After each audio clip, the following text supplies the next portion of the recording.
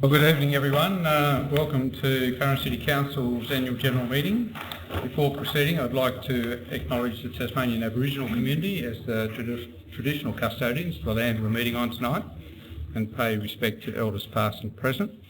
I'd also advise the meeting that it is being audio-visually recorded and will be available on Council's website later this week. I declare the meeting open and I'd like to introduce the Aldermen. Myself, Alderman Doug Chipman, Mayor, Deputy Mayor Alderman Jock Campbell, Alderman Sharon Romberto, Alderman John Peers, Alderman Doug Doust, Alderman Peter Cusick, Alderman Daniel Hume, Alderman Heather Chong, Alderman Kay McFarlane, Alderman Deb Burley, Alderman James Walker and Alderman Richard James. There being no apologies, the meeting procedures for tonight's meeting are circulated in the agenda. I won't go through those any further at this point. Item 5, confirmation of minutes of the 2016 annual general meeting. Moved Alderman Chong, seconded Alderman James. Any points in regard to the previous minutes? In that case, I'll put the motion. All those in favour? Carried unanimously. Item 6, the annual report, is presented in two parts. Firstly, I'll give an overview of the year's activities and then I'll call upon the Corporate Treasurer to give us the financial report. My report is in detail in the annual report which has come out, but I'll take the highlights out of that. I am very pleased to present the 2016-17 annual report for Curran City Council. The 2016 census revealed that the city has continued to grow significantly with the population climbing to just over 55,000. Business activity has also been on the rise, driven to some extent by the boom in tourism. Managing growth, of course, brings its own challenges, and Council has reviewed its priorities for delivering community services and infrastructure by adopting its 2016-2026 strategic plan. Basic services such as maintaining roads, footpaths, waste collection and stormwater management have continued to expand with the population growth, as have new housing and business developments.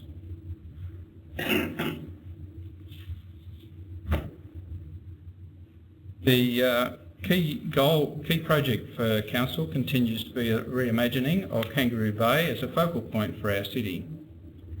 In January, Council granted a planning permit to Hunter Developments for a premium waterfront hotel and a linked hospitality training school. The proposal includes hotel accommodation, serviced apartments, restaurants, bars, a function centre and car parking. As part of the redevelopment of Kangaroo Bay, it was pleasing to see that the Parklands opened to the public in December. The Parklands area includes a play space for all ages that incorporates water and net play. It also features a rain garden, pavilion with public toilets, undercover barbecue facilities, interpretation panels and a major public artwork called Kangaroo. It has been wonderful to see people of all ages embrace the vast improvements to this area. Along with that, of course, we've completed the new sporting facility, which provides public toilets and change rooms and club rooms for the Clarence Cricket Club. The extension of the promenade from Parklands to Rosny College is now essentially complete except for landscaping. In December, Council adopted a master plan for Cambridge that responds to increased growth in that area. The plan incorporates transport and access, community facilities and services, recreation and open spaces, streetscape and land use planning. A destination action plan for tourism in the Richmond and Cold River Valley area has also been developed in conjunction with Destination Southern Tasmania and the industry. Sport and recreation continues to be a valued pursuit in the city, and Council has actively encourages residents to be actively involved and improve their health and well-being. It was very pleasing to see the opening of the Howrah Community Bowl Centre. Other projects include the completion of Stage 1 of the Cambridge Oval Stormwater Harvesting Project a new multi-user pathway on Rosny Hill Road, construction of the Blessington and Kangaroo Bay rivulet tracks to provide greater access. During the year, we celebrated 2 key milestones. The first being, of course, the 21st birthday of the Jazz Festival, which featured 9 days of concerts right across our beautiful city. The festival featured a mixture of international and national jazz artists alongside some of the great Tasmanian talent. From the humble beginnings, the Clarence Jazz Festival has become a key event in our city and a proud supporter of Tasmanian musicians and particularly emerging talent. Also, the Clarence Family Day Care Scheme celebrated 40 years in operation with an exhibition at the Schoolhouse Gallery. Since 1977, the scheme has provided care to thousands of children and currently averages more than 400 children each week. It's also wonderful to have Council recognised on the state and national scale. Firstly, Council was awarded the major Australian Coastal Councils Award for its coastal adaptation pathway to manage its coastline under changing climate conditions. The award recognises the work Council, individuals and organisations have done to address climate change impacts through actions such as new planning controls, filling in dune low points at vulnerable sites, photogrammetry, high-resolution aerial beach monitoring. Council also received the 2016 Local Government Association of Tasmania Award for Excellence for larger councils for the Awake Before Death project. And I'd like to congratulate the Positive Ageing Committee for its endeavours in that regard. As Mayor, I'm very proud that this Council is able to continue high quality services to our community while embracing new initiatives that enable residents across their lifespan to improve their wellbeing and participate fully in our community. The launch of My Wellbeing Kit, which focuses on simple ways to make sure our mental wellbeing is in check, is one such example, and during our Council meeting to follow this meeting, I will be tabling an award that we received from the Heart Foundation in that regard. I'd like to thank my colleagues and fellow aldermen for their dedicated service to Council and their outstanding commitment to the people who make up our vibrant city. I'd also like to thank the General Manager and his team for their professionalism in planning and delivering the services that benefit our community each and every day. Very happy to take any questions. Yeah, I'm really doing this for the benefit of ratepayers who often sort of ask this question, that often where there are certain things that we tell them can't be funded because of budget constraints, and then they look at our balance sheet and they see close to $60 million in cash on hand. And I was wondering if I could, through you, Mr Mayor, ask our Chief Financial Officer to just give an explanation of how that cash is actually allocated, so that people can understand why we can't just, draw on it immediately for any projects we want to fund. Thanks, Alderman Hume. Would you mind holding that question until Mr Barter gives his presentation on the finance, and then he can take that then? Any other questions? In that case, I'll call on the Corporate Treasurer to provide his financial report. Thanks, Mr Barter.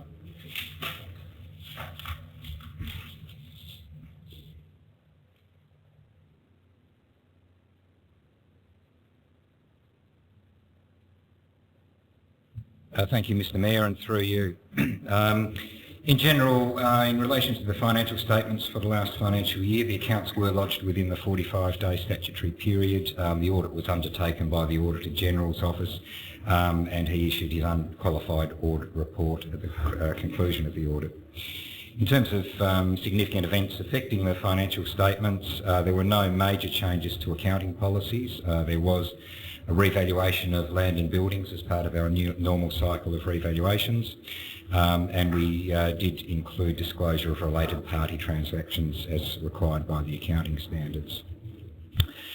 Grants Commission payments relating to the 17-18 financial year, so the current financial year, the new financial year, were partly paid in advance by the Commission, and therefore they were recognised in the 16-17 financial statements.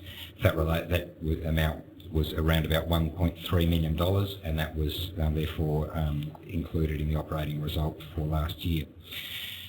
16-17 also showed the second year of above normal receipts in relation to the roads recovery grants, and that was a total of $1.13 million.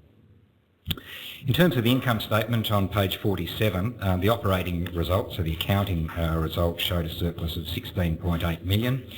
That was on the income side driven substantially by the grants, as I've just mentioned, and also approximately $9 million of contributed infrastructure assets, which we're required to show through the operating statement.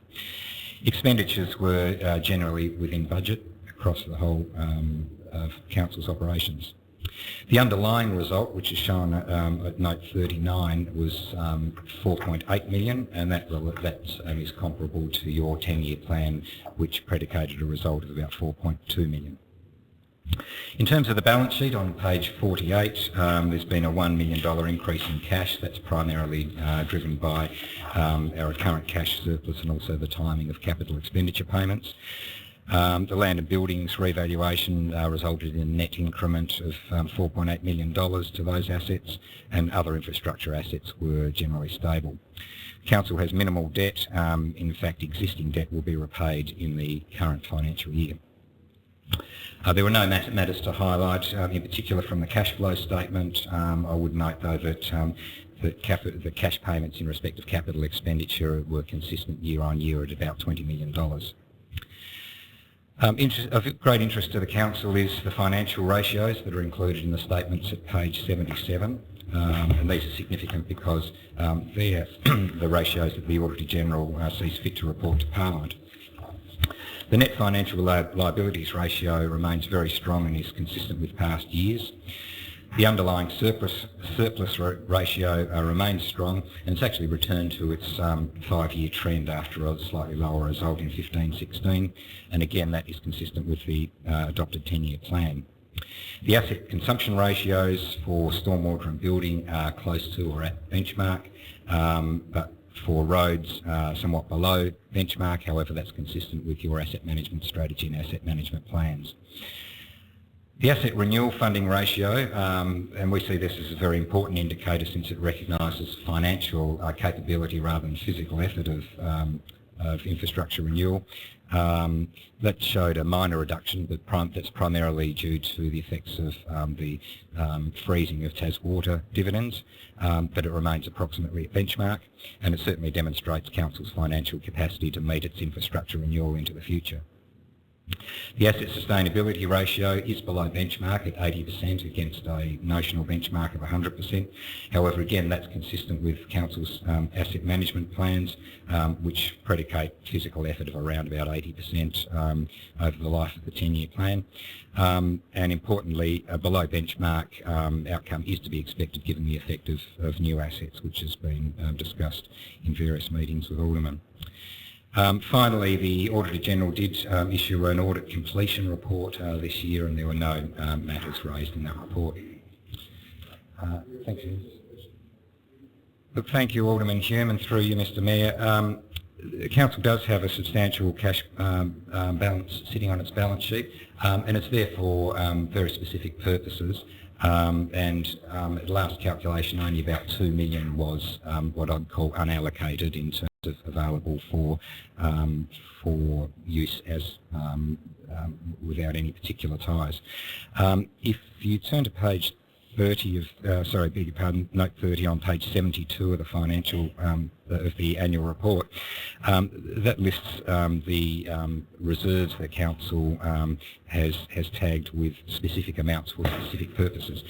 Some of these are cash, some are non-cash, but the most significant item there is the Infrastructure Renewal Reserve, which holds $30 million currently, and that is specifically earmarked for future infrastructure renewal, so that's the reason for holding that amount of money. There are various smaller reserves, including, for example, the Commonwealth Funded Reserve, which is there for a specific purpose, car parking and public open space reserves similarly. The amount of cash held also represents rates which have been raised for employee entitlements, so long service leave and in particular, which has already been collected from the community and quite properly should be held. The other significant item, which is from memory approximately $12 million, relates to incomplete capital projects. So they're capital works which have been approved by council, they've been funded, but the work is currently either still in progress or is yet to commence. So those are the primary reasons for holding that level of cash. Any other questions? Alderman Jones. Thank you, Mr Mayor. I note on page 48, Mr Barter, that non-current liabilities are at $758,000. Where does Copping come into this?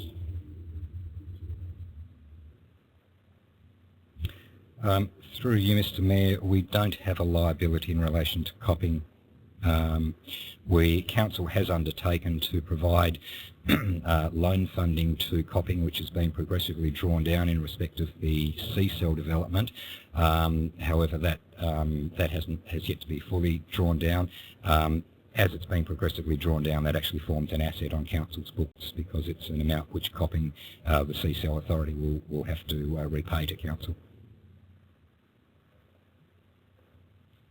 Walker. Just going back to 77 of the asset sustainability ratio, again, 2017 it's come out at 80% versus the benchmark to 100%. I think you touched on it lightly, but just to re-emphasise, is this because we're not doing renewal, or is this more to do with the fact that there's something along the lines of a conservative approach to asset life cycles? Thank you for the question, and through you, Mr Mayor. It's not because we're not doing renewal. We're doing renewal in accordance with the adopted and modelled asset management plans. The issue there is that there's little point in doing renewal effort before it's actually physically needed, and I guess one of the issues with this ratio, it is only an indicator, is that this ratio compares physical effort on assets compared to straight line depreciation, which is purely an accounting cost allocation mechanism. So the reality is that assets don't physically deteriorate in a nice straight line, so there will generally be a mismatch between the physical effort of renewal and the accounting depreciation measure. Thanks, Mr General Manager. And the other element of that, which I did just touch on briefly, relates to new assets every year. And I mentioned earlier, for example, Council took on $8 or $9 million of new infrastructure assets. Now, the issue there is that as soon as you take on those assets, they commence depreciating. So in the next available year, those assets will have a depreciation charge. The reality is that those assets may have anywhere between a 20 and 70 or even 100-year life, and so of course no effort is going to be put into renewing those assets for quite some time to come. However, it is recognised in Council's depreciation expense. So there's actually a problem with the measure, in my view, which indicates that that measure needs to be taken into account both it as a measure in itself, but also in the context of all the other asset management measures that are available to Council. Alderman Cusick. Yeah, thank you, Mr Mayor. Mr Barter, the land under roads figure, I presume that won't degrade. Would be no depreciation on that. There'd be no reason. And so, I mean, that's a relatively new item, that 100 million, and that will just basically stay at 100 million. permanently. Through you, Mr. Mayor, that's correct. In the only downwards movement in that would be in the unlikely event that a substantial road is removed, but effectively you would see that remain very stable with slight increase year on year as new subdivisions are taken over and the land associated with those. No further questions? Thank you. I note that there are no submissions received. So item 6C, motion to adopt the annual report. Moved Alderman Hume, seconded Alderman Cusick. Is there any further discussion? Put the motion. All those in favour? Carried unanimously. Thank you. There are no reports, no motions on notice and no questions on notice at items 7, 8 and 9. Item 10, questions without notice. There being no questions without notice, I'll declare the annual general meeting for 2017 closed. Thank you very much. And the ordinary meeting will start in 10 minutes at 7:30.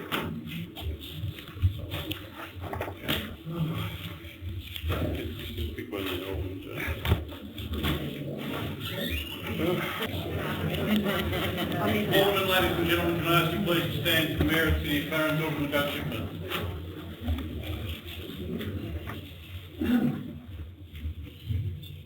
Good evening again, everyone, and it's great to see so many people here. To open proceedings tonight, I'd like to invite Pastor Mike Stockey from the Lutheran Church to open the prayer. Let us pray. Father, we thank you for your creation and the way you preserve it through various levels of government. We thank you for the vocations and the people who serve through them and the way you serve us through these people. Bless this council, this meeting tonight, and the people of this area. Guide us with your wisdom and grant fair, just and favourable outcomes for the people of this area. Through Christ our Lord. Amen. Before proceeding, I'd like to acknowledge the Tasmanian Aboriginal community as the traditional custodians of the land we're meeting on tonight and pay respect to elders past and present, and also advise the meeting that we are being recorded audio-visually and proceedings will be available on the Clarence website later this week. Thank you.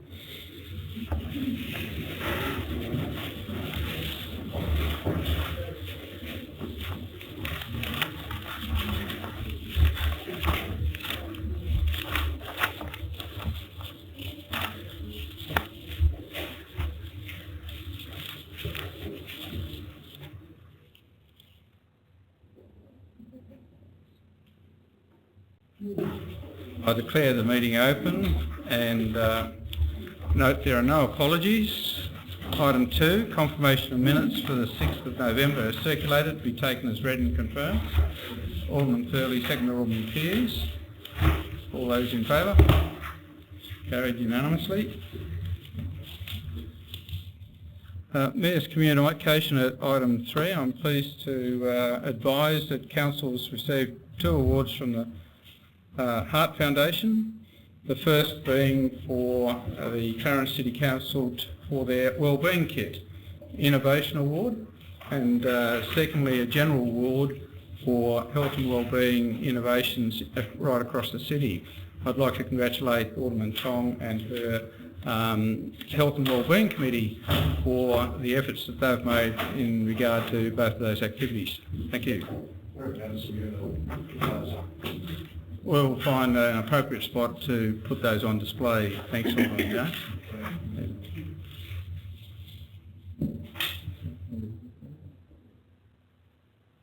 Item 4, Council notes workshops on the 13th and 20th of November and the agenda briefing on the 24th of November. Thanks, Alderman Chong, seconded Alderman Thurley. All those in favour? Carried unanimously. Item 5, declarations of interest of Alderman or close associate. Are there any declarations of interest? Being none.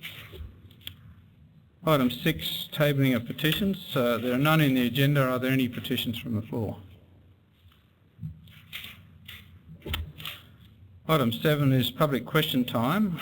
There are items 7.1 and 7.2. There's nothing to report. Item 7.3, answers to previous questions on notice. General Manager.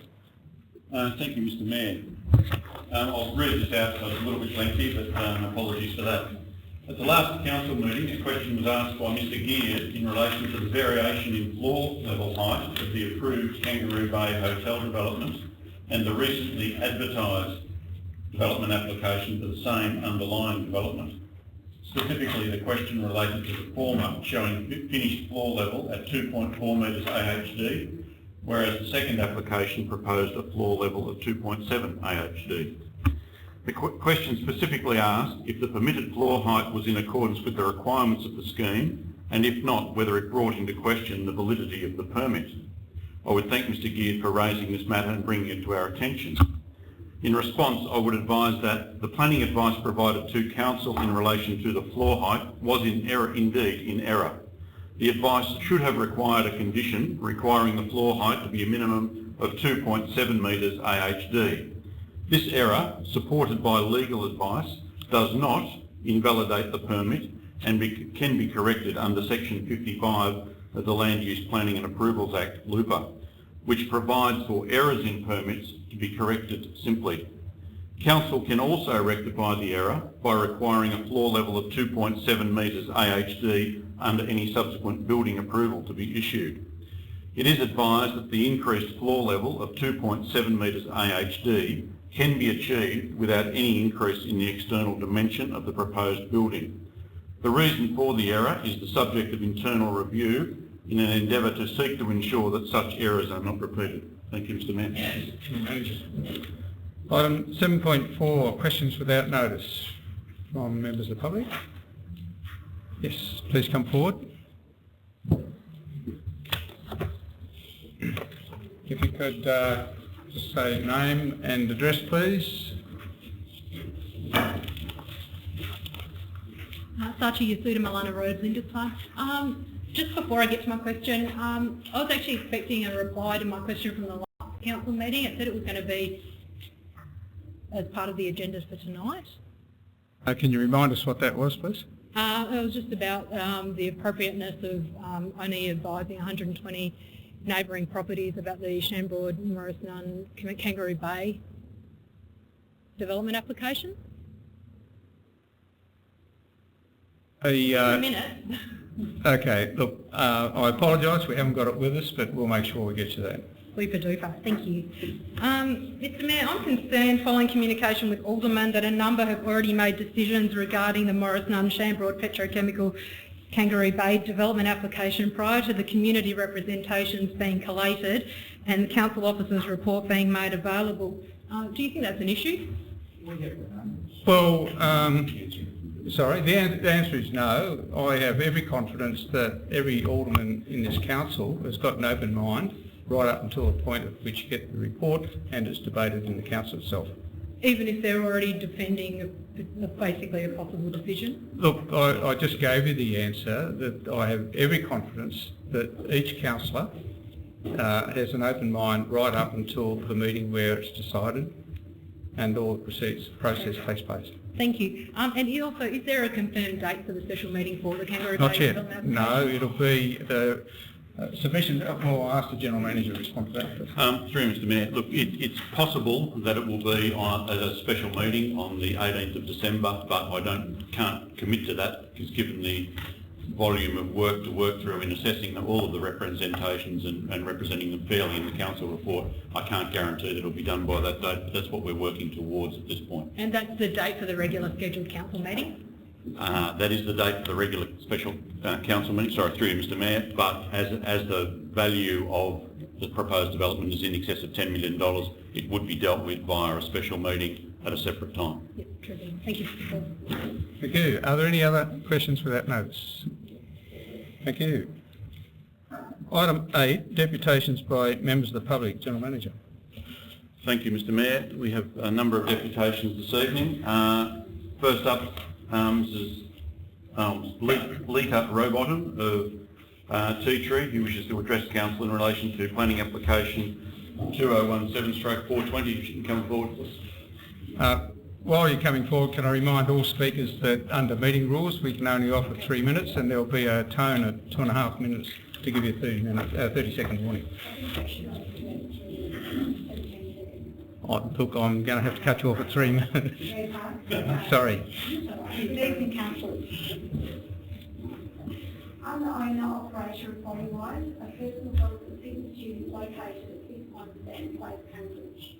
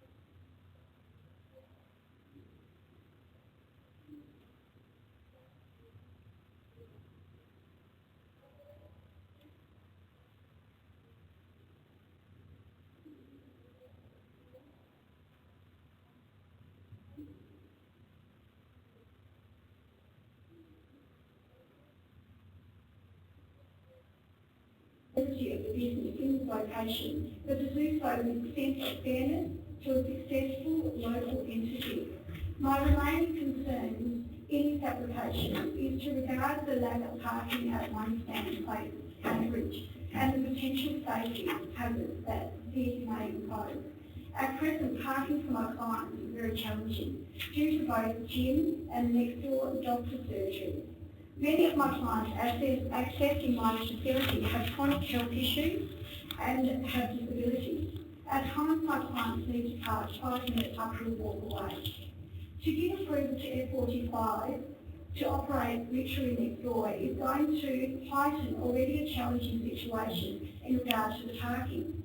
I understand that the proposed business has 7 car spaces allocated. The proposed business states that they will be employing 2 staff at all times. So from this, it is assumed that the staff will have to park within 7 car spaces allocated.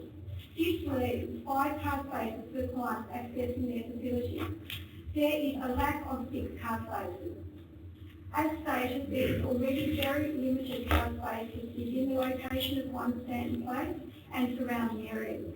I would ask the council, please, to take into consideration when assessing this application the impact that approval of F45 for this area will have both on the existing similar businesses and the availability and safety of parking in this area.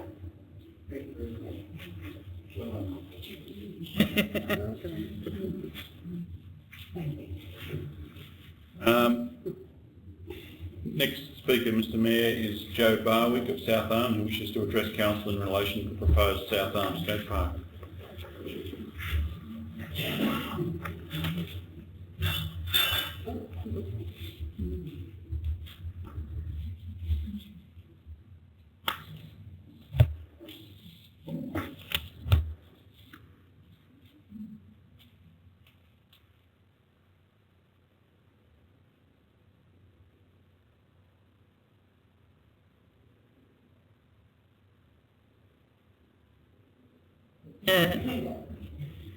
My name is Joe Barwick and I grew up in South Arms and now my children.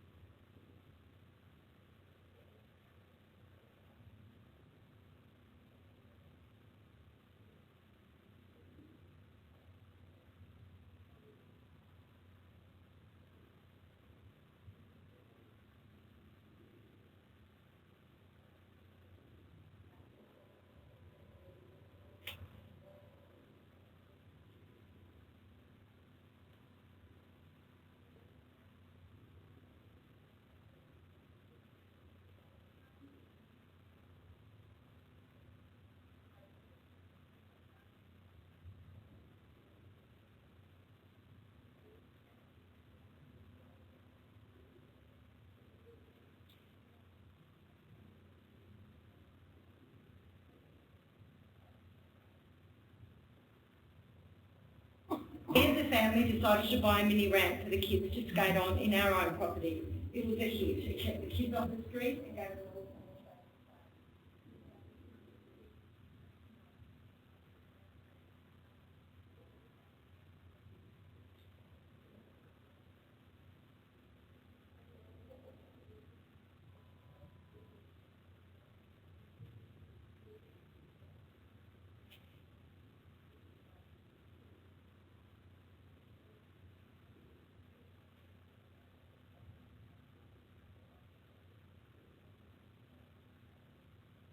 Mum and Dad gave the mini ramp away, expecting the new park to begin within a few months.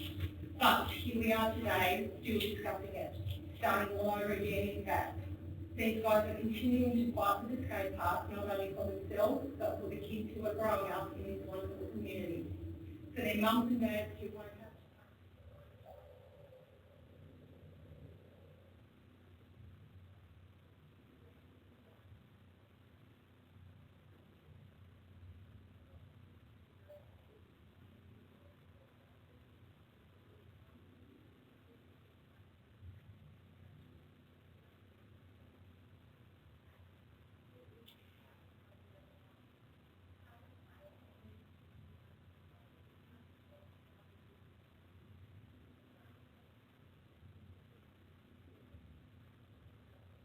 If people had an opportunity to express their concerns over 2 years ago when the master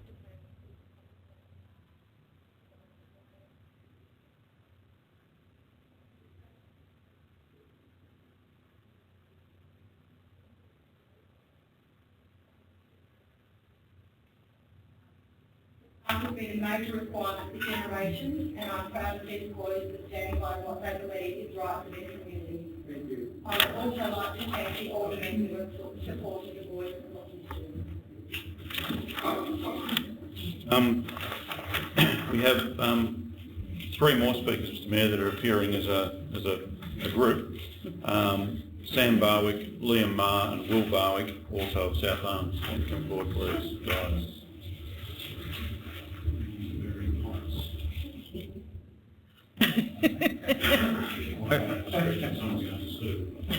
Is this 1 minute each, is it, or how's it rolling? Thanks. Hello everyone, my name's Sam. 4 years ago we began the initial stages of developing and presenting a concept of a skate park in South Arms with the local council. With 86%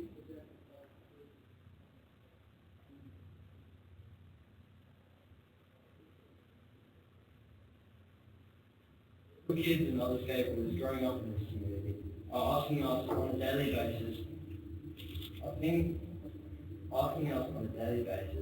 how things are going and if they'll ever see a skate park being built. We assure each and every one of them that we will not stop fighting for this project and that there will soon be an end to the countless public discussions and council meetings which we have been time-consuming.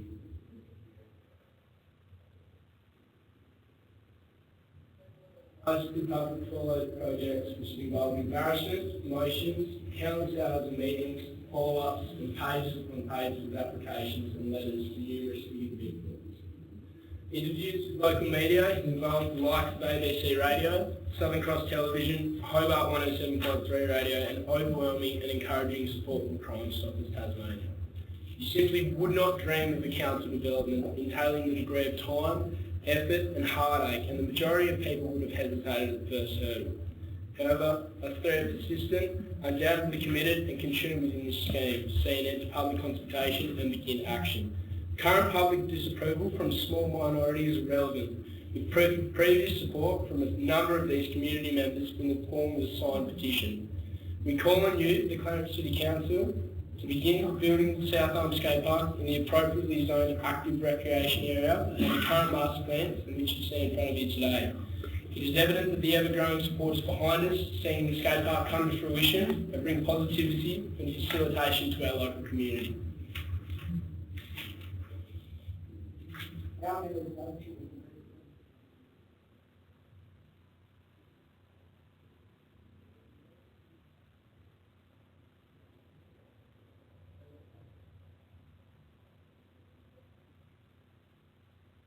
Your decision is but another piece of the puzzle that we can assure you that Sam, Liam and I will not stop until I decide our common truth. Thank you. Thanks, boys.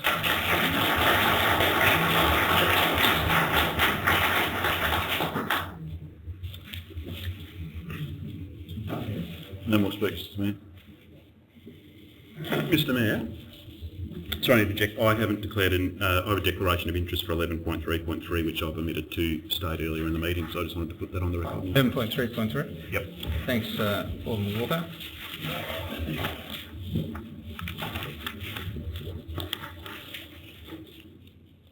That concludes deputations by members of the public. Item 9, motions on notice. 9.1, Mask for Illuminated Boys, Alderman McFarlane. I'll put the motion. Do we have a seconder, please? Alderman Walker, thank you. Sorry, Mr. Mayor, point of order. I just wanted to clarify Alderman McFarlane circulated an amended motion, so... Thank you, Alderman Hume. I do take it that the motion is the amended one that's being circulated? Thank you. Thanks, Alderman Yes, Hume. the amended motion, Thank you. which reads that Council write to Marine and Safety Tasmania, MARS, requesting clarification, i.e. regarding the luminescence capacity, range of distance, flashing codes used and replacement of light schedules for the marker buoys and navigational markers near our well-used recreational areas within a kilometre of the shoreline and during the hours of darkness. The reasons for this are that jet skis have become a very common form of sea craft used as a water transport and sea rescue vehicles. They're not seen as being suitable for night use, however, when they are the only transport for campers in remote areas at night, travelling on them may become a hazard that we could prevent. A recent death of a well-known surfer has highlighted the need to reconsider and increase safety for all users of sea craft across the state. As society changes, we need to keep up with the risks to the general public and act accordingly. It is time for a review of the lighting capacities with regards to the luminescence capacity, the range of distance, the flashing codes used, and the monitoring and replacement of light schedules. I seek support. Thank you, Mr. Mayor. Look, I think the key point here is we're not directing MAST to go and put a whole lot of lights up and down the Tasmanian coastline. We're merely seeking clarification around a number of these matters. I'm very comfortable supporting this motion, especially given we have 191 kilometres of coastline, given the uptake and use of personal watercraft as well as kayaks and other vessels. I don't think this is an onerous request on MAST. They can always say no, we're not directing them what to do, we're just seeking clarification on how this issue is managed this time. Other speakers? I guess there's no need for a right reply, Alderman McFarlane. I'll put the motion as circulated. All those in favour? Against? Carried.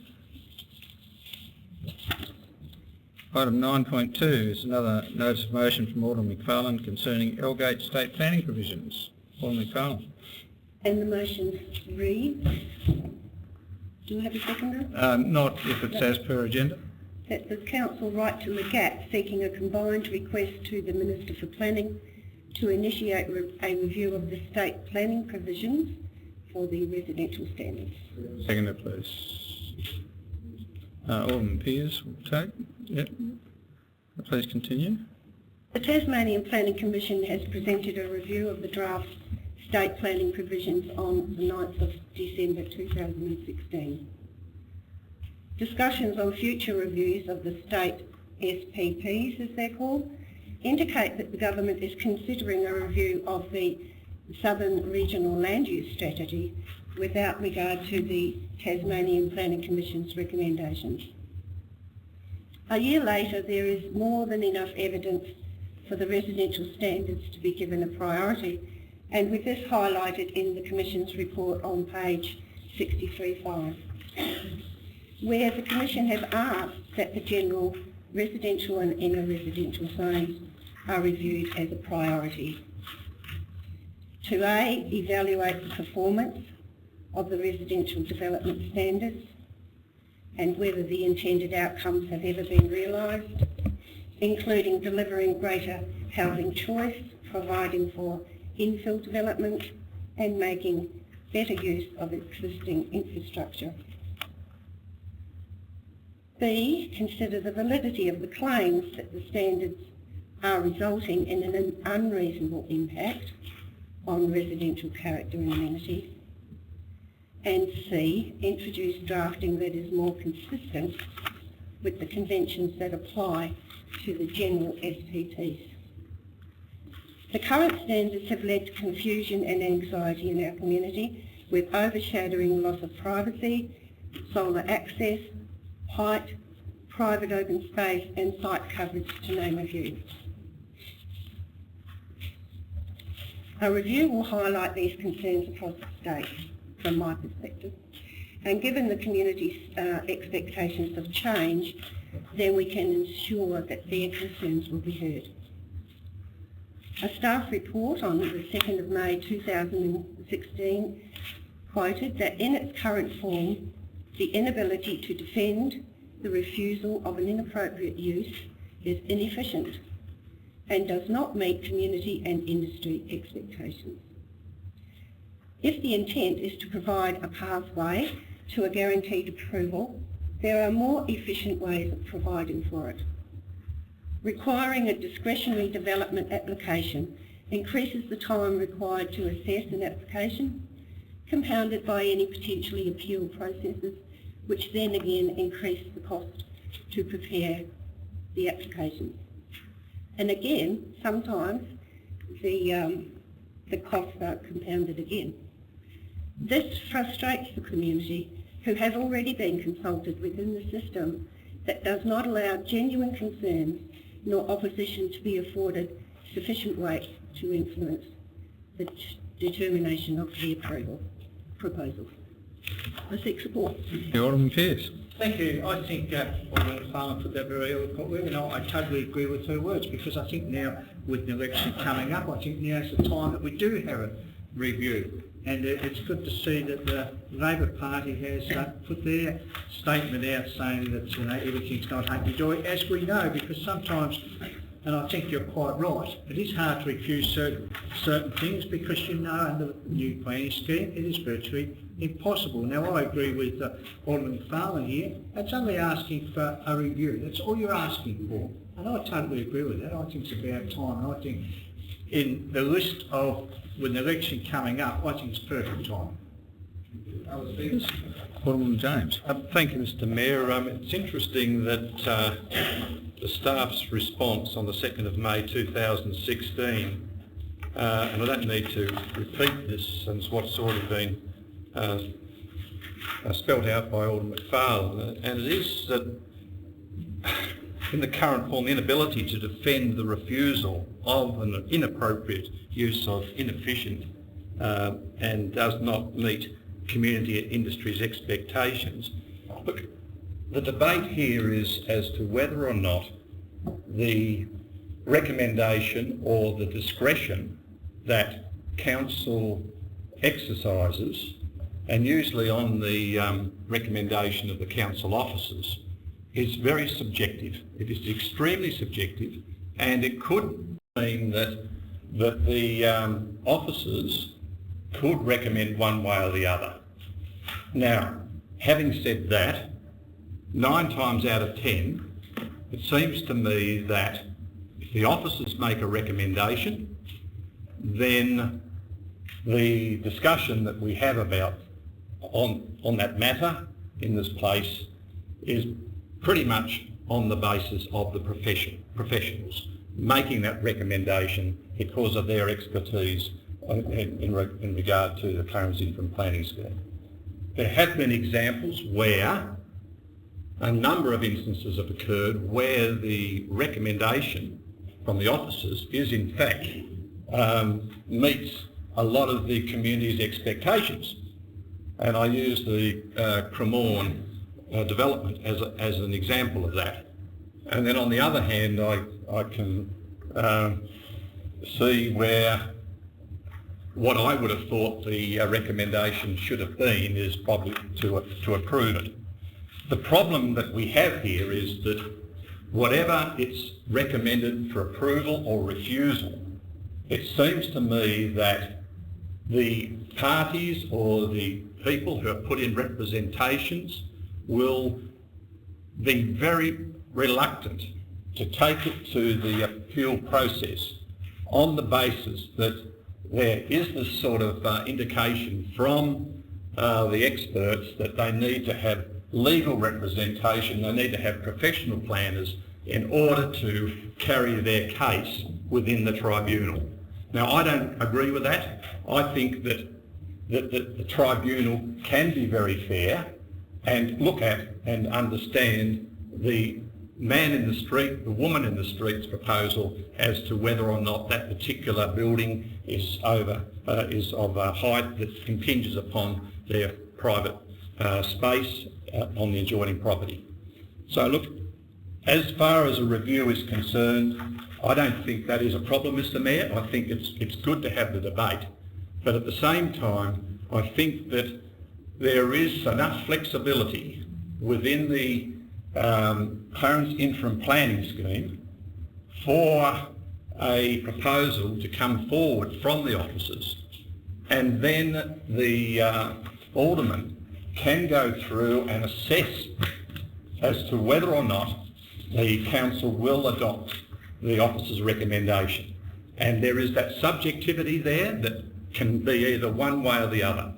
So in this particular case, I've got no problem with supporting it, because I think the more we have the debate on this, the better it is.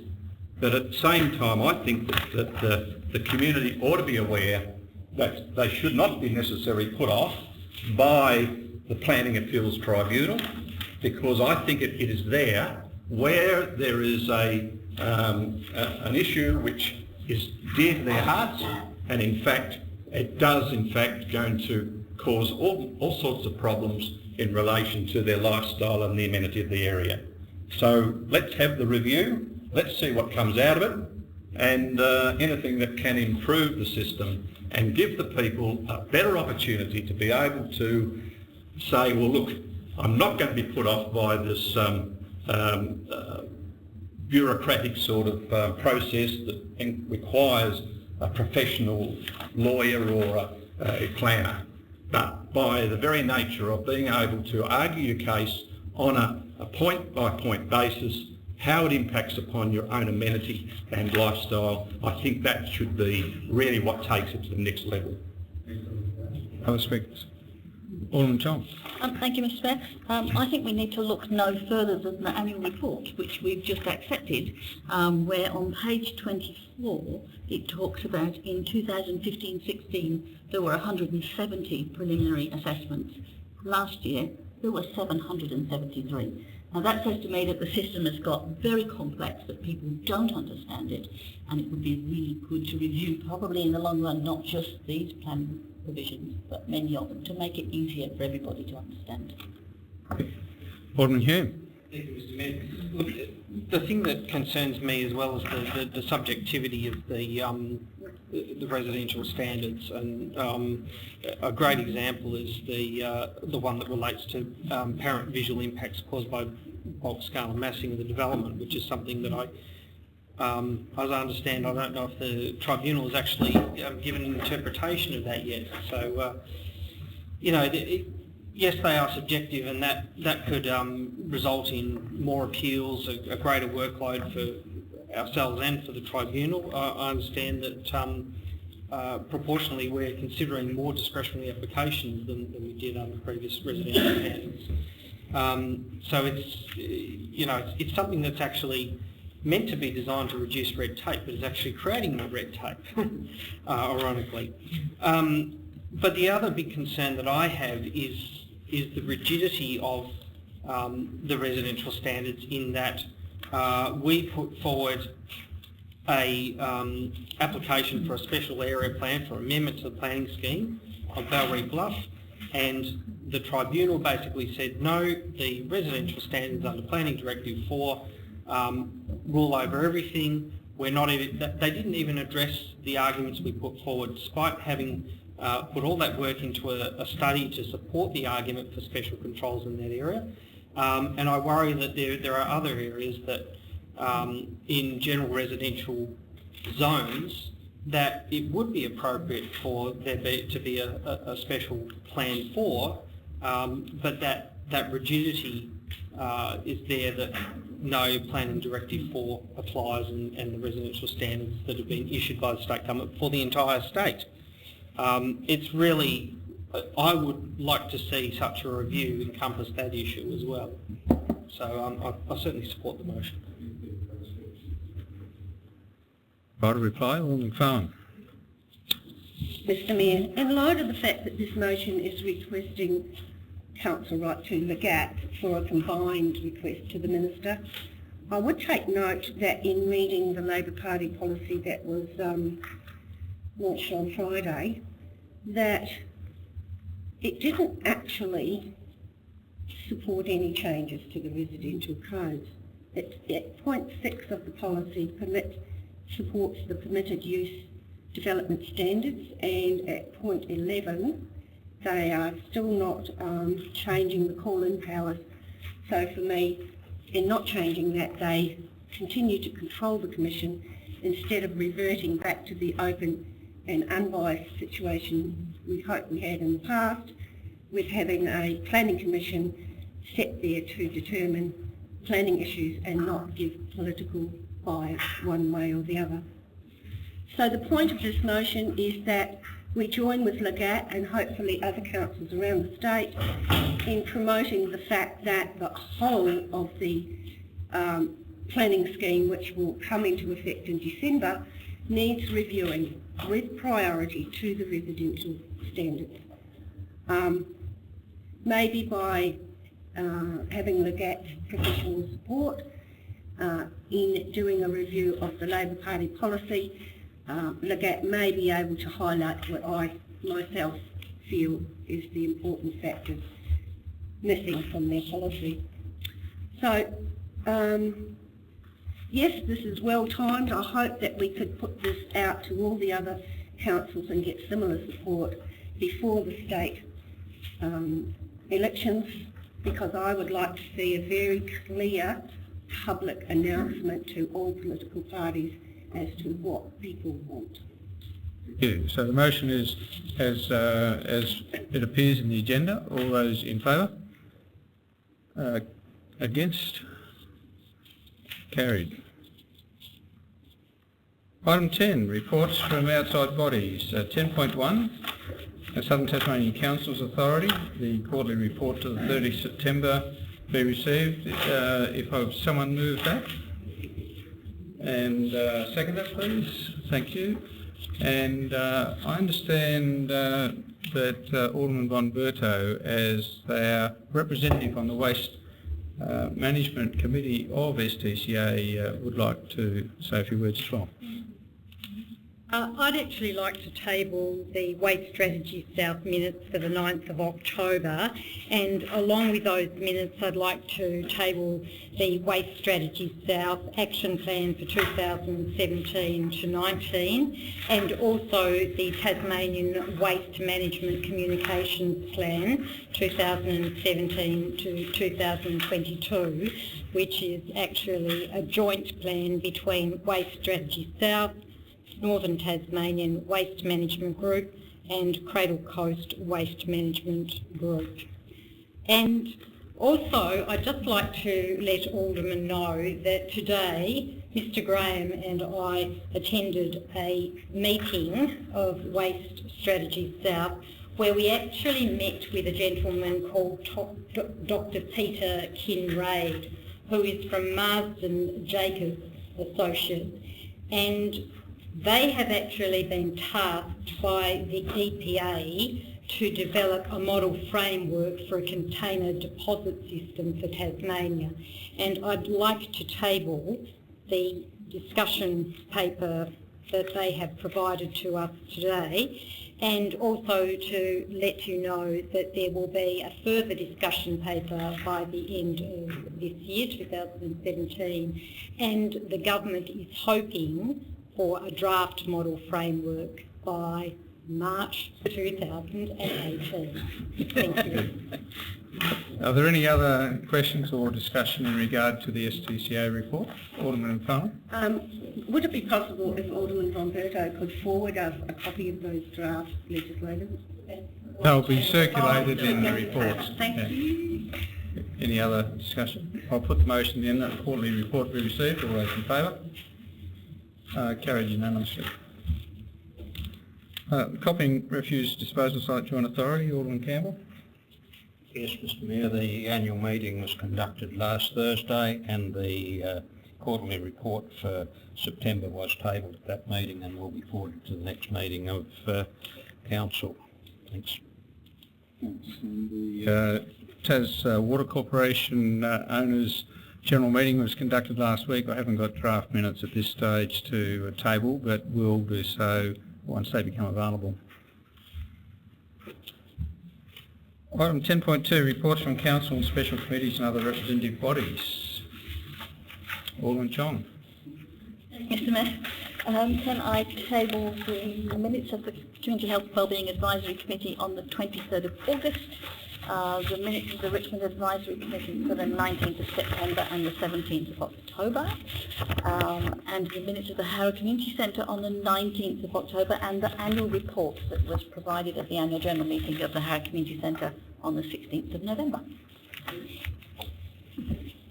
Other reports? Alderman Hare. I'd like to table the Business East Water Management meeting minutes for October, which included a presentation from guest speaker Bridget Vandenkamp, the Community Engagement Officer at Bayview Secondary College, about their collective economic development program, which I probably would have found a very interesting presentation, but unfortunately was apology at the moment. I'd like to table the annual report for Cycling South and consequently the minutes to go with it. Thank you. Other reports? Alderman Von Berto. Table Alma's Activities Centre Management Committee meeting for Tuesday the 10th of October 2017. All the reports. Moving on to reports of officers. 11.1, that the information in the weekly briefing reports for the 6th, 13th and 20th of November be noted. Thank you, Alderman Von Berto. Alderman Thurley. Any questions on the weekly briefing reports? In that case, I'll put the motion. All those in favour? Carried unanimously.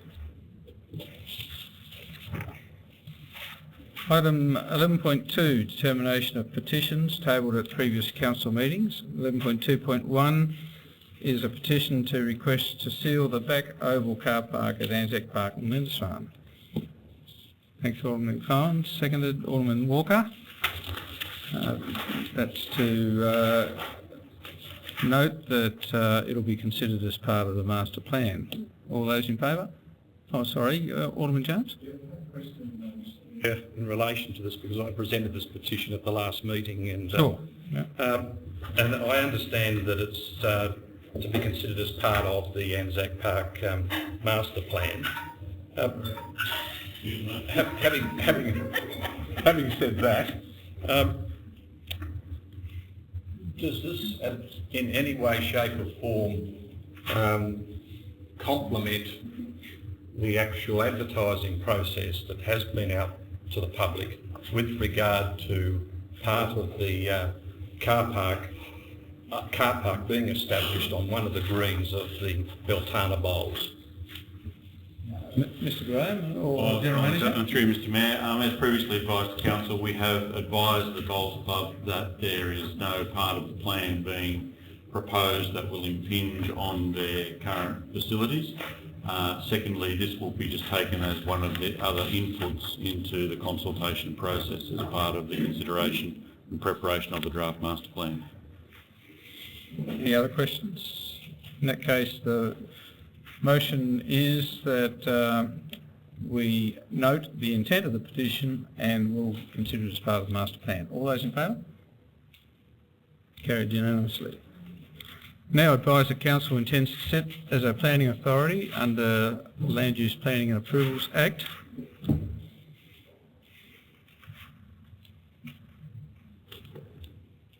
Item 11.3.1 is a development application at 2 of 1 Stanton Place, Cambridge, for a change of use to fitness centre. Moved Alderman Campbell, seconded Alderman Hume. Would you like to speak to the motion? Alderman Hume. Thank you, Mr. Mayor. Look, we received a deputation from another business, from Ms. Rowbottom. One of the issues she raised was in relation to competition and the fairness to her business. If we took those matters into account, that would actually represent a restraint of trade. I do have sympathy for her concerns, but having said that, it isn't actually a matter that's addressed under a planning scheme and therefore not a relevant planning consideration. The other issue she raised was in relation to parking, which is a planning consideration addressed under our planning scheme. And the officers have gone to some lengths to look at the parking demand, and what they have noted is the hours of operation are such that it operates outside the normal business hours of other businesses in the area, and therefore the demand on parking would be outside of the general demand for other businesses. And they've looked at that issue quite comprehensively in the report, so I support the application. Alderman Jones. Thank you, Mr. Mayor. I would like to just take on board a matter that Alderman Hume did raise, and he said that there wasn't really any conflict in relation to the operating hours with respect to this proposal as opposed to the existing gym and what is being proposed in here. And on page 31 it does say, and I quote, "The car parking demand during business hours of the majority of other business on site will be minimal due to the proposed business being closed between that. The only overlap is parking demand, which would be between 4:30 to 5 p.m. Now there is overlap, and there's going to be a demand on parking in respect to this area. The acceptable solutions is quite clear, and it says 1 space per 25 square metres floor area, 10.16 spaces for floor area of 254 square metres. Under the acceptable solutions, we're talking about the number of car parking spaces. The current use, light industry, has 4 car parking spaces. Therefore, 6 additional car parking spaces would be required. So that's the acceptable solutions.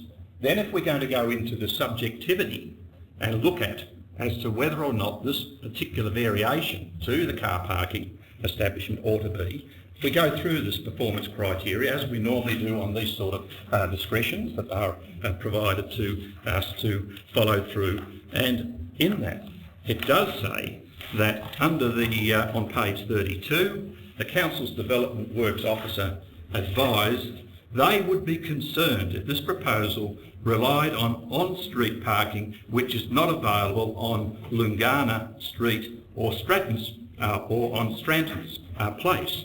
So, if I spelled Stanton, beg your pardon, Stanton Place.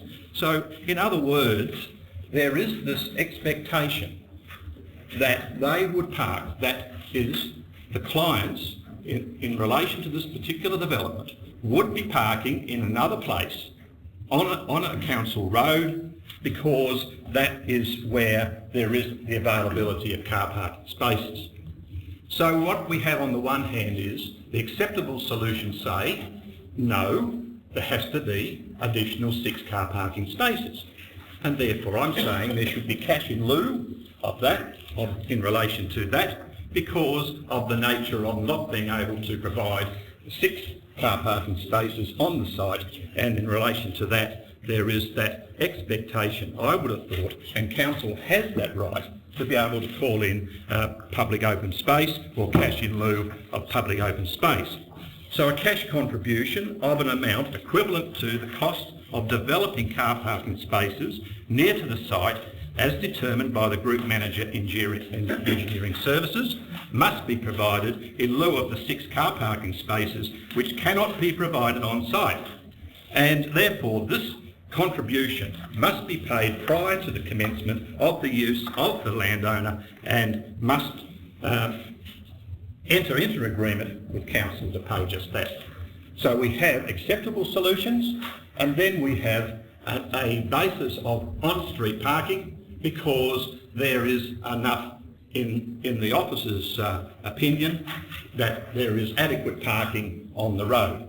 Now let's look at that particular matter. In this particular operation relies upon clients who have some disability, and I shouldn't say relies upon, has clients with certain disabilities to expect to walk up to the centre because the council has said there's going to be no on-site parking, there's no cash in lieu, so therefore they'll park on a council road and therefore will have to basically use a council asset in order to be able to sort of use the subjectivity of the performance criteria to get it past the acceptable solutions. I will not support this because I think it's unfair. One business has to pay it. Why doesn't the other business have to pay cash in lieu? It's quite clear that the Clarence Interim Planning Scheme says that there are 6 deficiencies in relation to car parking, therefore they should pay the cash in lieu, and that means that there will be, sometime down the track, Mr Mayor, a provision that council will have to meet in relation to a car parking facility. I will not support the motion. Alderman Chong. Through you, Mr Mayor, a question. My understanding is in this area there is no capacity for us to charge cash in lieu of parking spaces. It's not an area in which we can do that. There is capacity to payment receipt fees.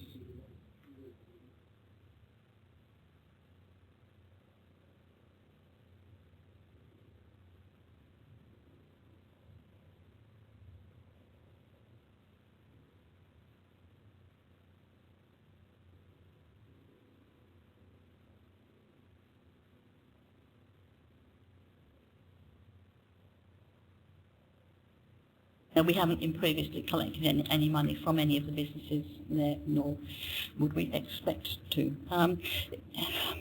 I guess my comment based on the development application we have here, I entirely agree with Alderman Hume's comments about the possible restraint of trade, but I also think we have made this same allowance to other businesses in this area before, that the argument is that their hours of business are outside the normal office hours, and therefore it's fine that they also had a deficit of parking.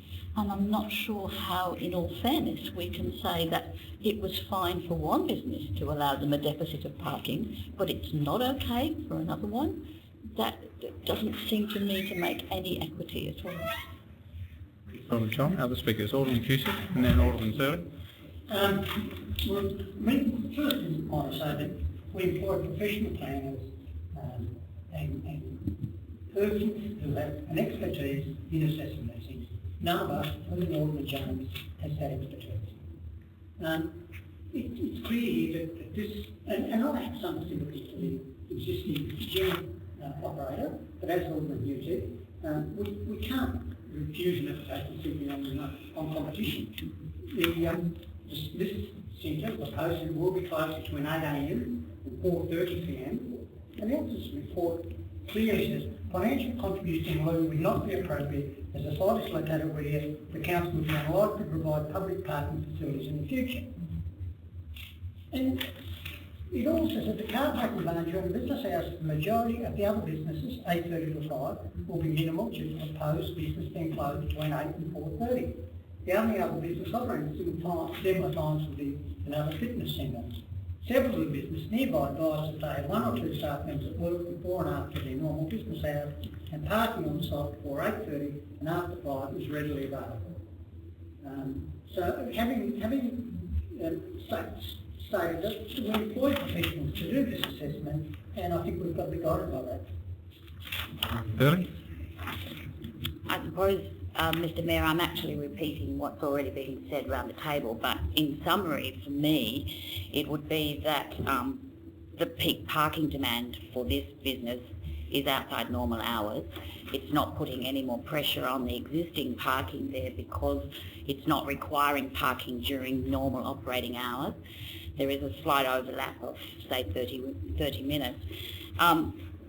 The similar opening hours have already been for another fitness centre, and the situation that existed for that particular centre was that it had 4 car parking spaces, just as this application has, and it didn't need to provide any more under those circumstances. So if council wants to remain consistent in approving applications, it has to bear that in mind. And the reality is, yes, it's for a fitness centre, council doesn't have the ability to judge what uses the application, the development applications have. It's actually whether it's discretionary use under the scheme. So market will determine whether this is going to survive, and it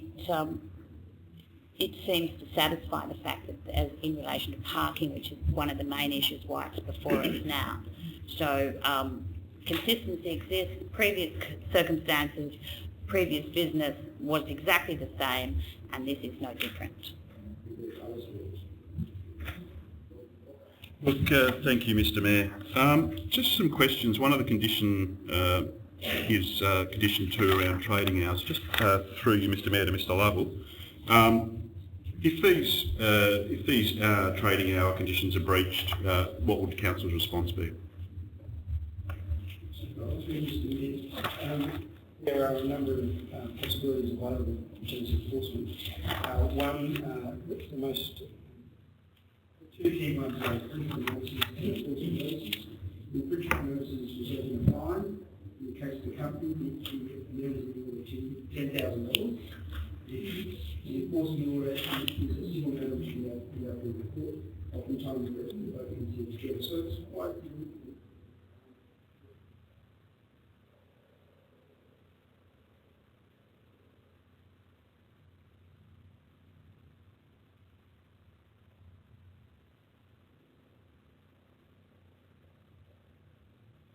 proposed potential outcomes and outcomes Is that a maximum 10,000 per breach, or that in each day, or that's just if you've noticed that someone's been trading for 6 months for 3 extra hours, or the whole time?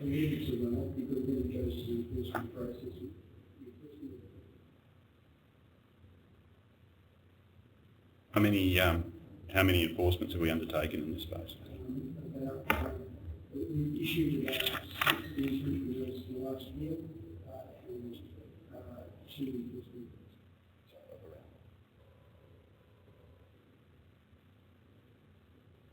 10,000 for a company, and it was 2,500 individual.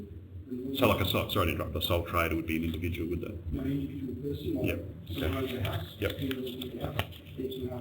I think the ones that issued are 40 individuals. Okay, all right. Look, thank you for that. When I'm weighing up my decision, as I said, I'm always wary around the trading hours component, and that's something that I'll be reflecting upon.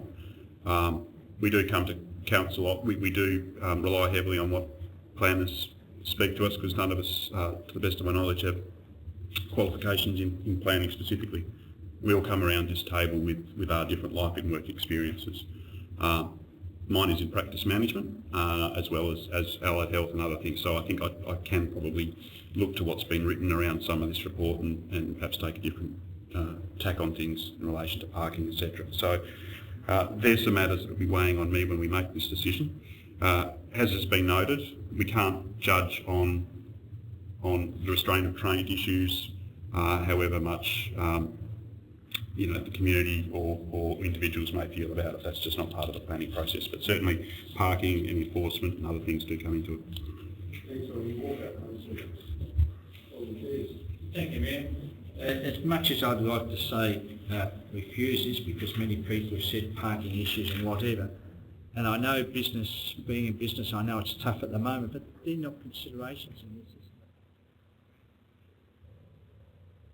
Alderman Walker's raised some valid points, but as I say, in Lindisfarne we've got 3 chemists. I mean, if I had my way, we wouldn't, but we don't have that. We don't have that as a committee of planning here.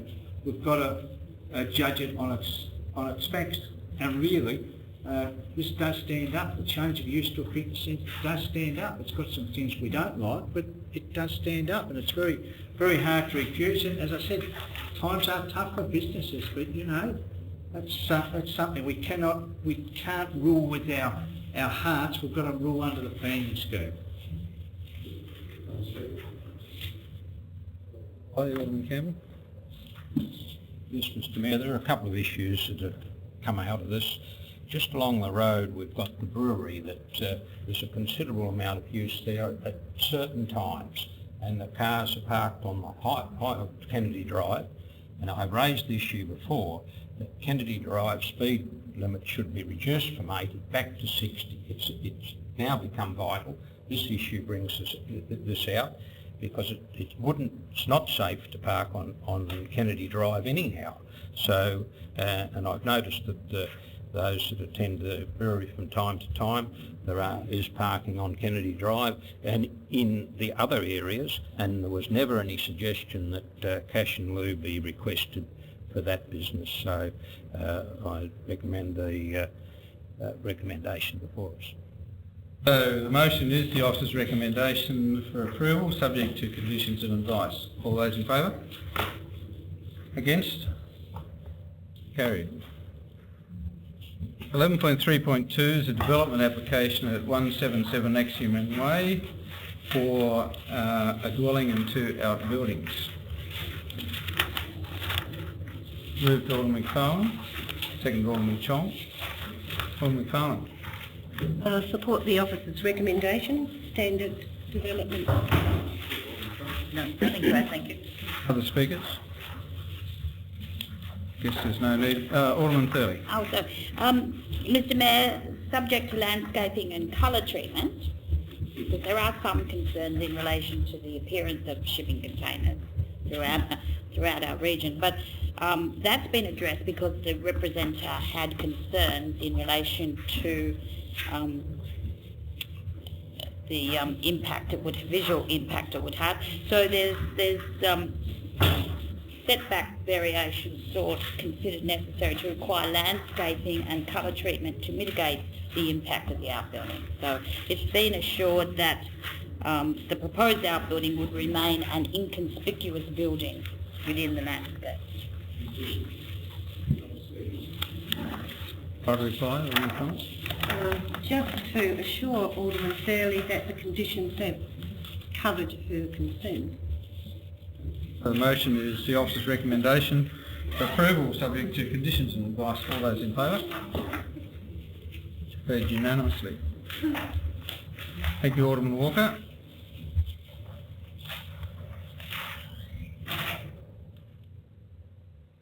Item 11.3.3 is a development application at 46 Lincoln Street, Lindisfarne, for alterations and additions to a dwelling. Alderman Cusick, thank you. Second that, Alderman McFarlane. Would you like to speak to the motion?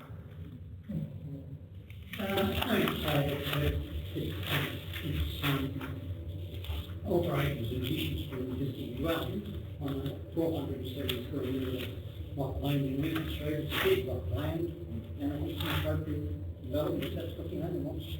If that's how the owner wants to develop. Alderman McFarlane. Just that I was impressed with the style and design of the addition being in character of colonial homes in the area, and this one in particular. So I'm happy to see that they're getting the right pitch and the right rooms.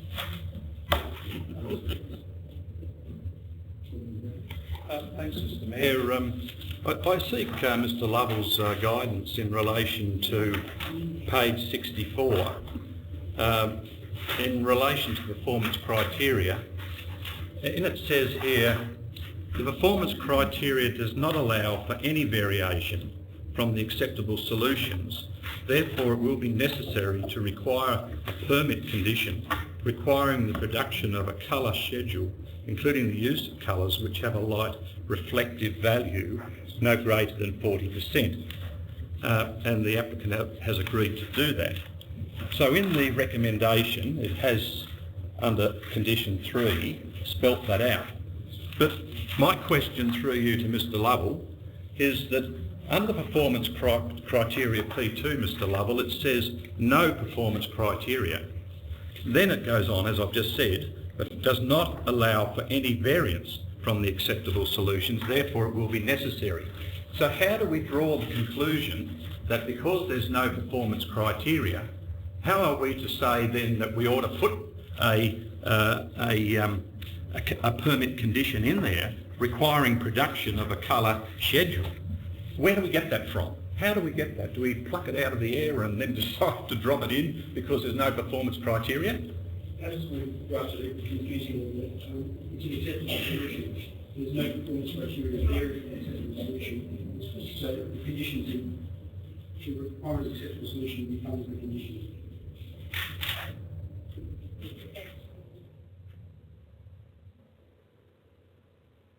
Supplementary, does that mean that that the acceptable solution spells out in chapter and verse what in fact is required to be included under condition 3 in the officer's recommendation?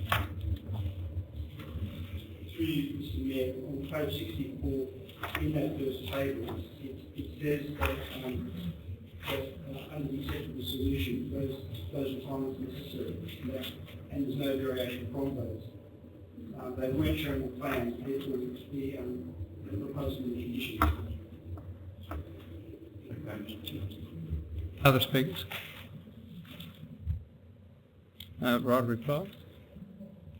Put the motion for approval subject to conditions and advice. All those in favour? Carried unanimously. If we could recall Alderman Walker, please.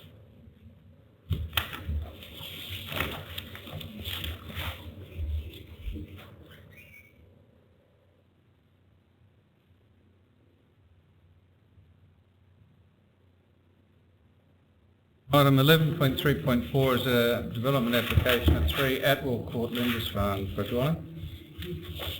Moved Alderman Campbell, seconded Alderman McFarlane. Speakers? Other speakers? Okay, so I'll put the motion for approval. All those in favour? Carried unanimously.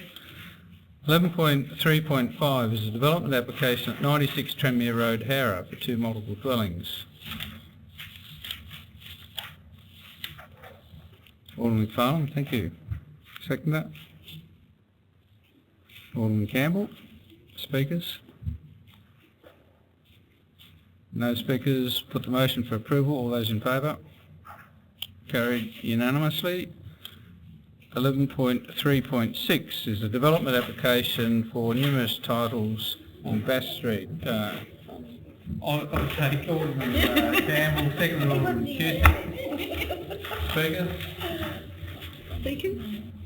Alderman Cusick, seconder? Seconded. It's a very appropriate in our location. It's relatively close to service. I know that the manager of this, we send a care of housing, which I'm very familiar with. It's a very good provider of such housing, and housing is very Alderman McFarlane, I think you were chomping at the bit. I am thrilled to support this because this application actually is an ideal example of infill development. In this area where we have long-term older housing stock, this idea works really well, and I must say that whoever's leading this renewal of Warrane is doing an excellent job in the choice range of what they're doing. So I have been watching the movement of increased housing availability to people who we've had on waiting lists for a very long time. So I am thrilled that we have finally got this place going. Looks great. Thank you. Other speakers? Alderman Pearce. Thank you, Mayor. Looking at this, there's a lot of houses here that are already boarded up, and to me, I just hope to get on with this pretty quickly, because that spells trouble for me. But look, probably like a lot of aldermen, I get asked to help people find housing or accommodation on a regular basis, and you know, I do feel sorry for a lot of these people. They're sent to this agency, this agency, this agency, and it just goes on and on and on and on and on. And really, you know, we don't realise just how many people are homeless in this area. I tell you that now because I'm asked continually, can I help?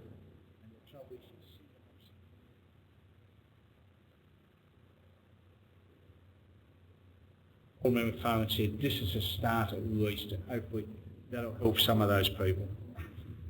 Speakers? Right, a reply. So the motion is recommendation for approval, subject to conditions and advice. All those in favour? Carried unanimously, and that concludes our business as a planning authority. Thank you. Moving on to asset management. Mr. Graham.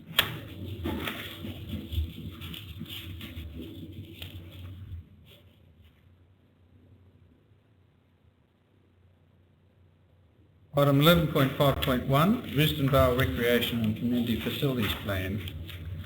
Thanks, Alderman Chong. Second, Alderman McFarlane. Speakers? Just very briefly, Mr Mayor, there's been extensive community consultation regarding this, and the community is very keen to get on and get something done. Oh. Ditto. Other speakers? Alderman Pearce. Hey, look, I like the concept, but I tell you now, I just think that men's shed, even though I strongly support men's shed, is absolutely in the wrong place. I honestly believe that. I think it's a ridiculous place to put it, and I would like to see it moved. I know 93% of people, or 75% say, yes, they do the men's shed, but to where it is, honestly, look, I actually worked in Risdon Vale. I think I'm probably the only alderman that's actually worked out there. And just, you have to, and I just think to place it there is absolutely ridiculous and irresponsible, because you're going to have machinery there, good machinery. I'd like to see it virtually anywhere except where it is. I'd like to see it closer to the road. I'm not even fussy where it is, but I just hate to see it. We're going to place it where we are, because I think it's ridiculous. The other speakers? Alderman Walker. Yes, I think when we remember the genesis of this, we go back to budget deliberations of 2 years past, where we were possibly going to put in a new change rooms, and that was going to be it. Now, this is infrastructure delayed, but this is infrastructure that is going to be a far more wider uptake, and more importantly, infrastructure that's of use specifically to this community. Certainly it's of wider use to the area as well and beyond, but it's not just something servicing a group that just comes in every now and then to use the ground. I think this is good. I think it's not perfect, and I think that there will be some teething issues, etc., as we go along. But we've certainly not just thrown a dart at a wall and come up with an idea. We really have tried to engage well, and I think we've done a reasonable fist of it as well. Support it. Thanks. Through you, Mr Mayor, Roberto. to the officer. There is in this report discussion as to a new neighbourhood centre as compared to redeveloping the existing neighbourhood centre. I note that on the plan there's no indication as to where a new neighbourhood centre would be. Has there been any discussion with the consultant, deliberation, consideration of that?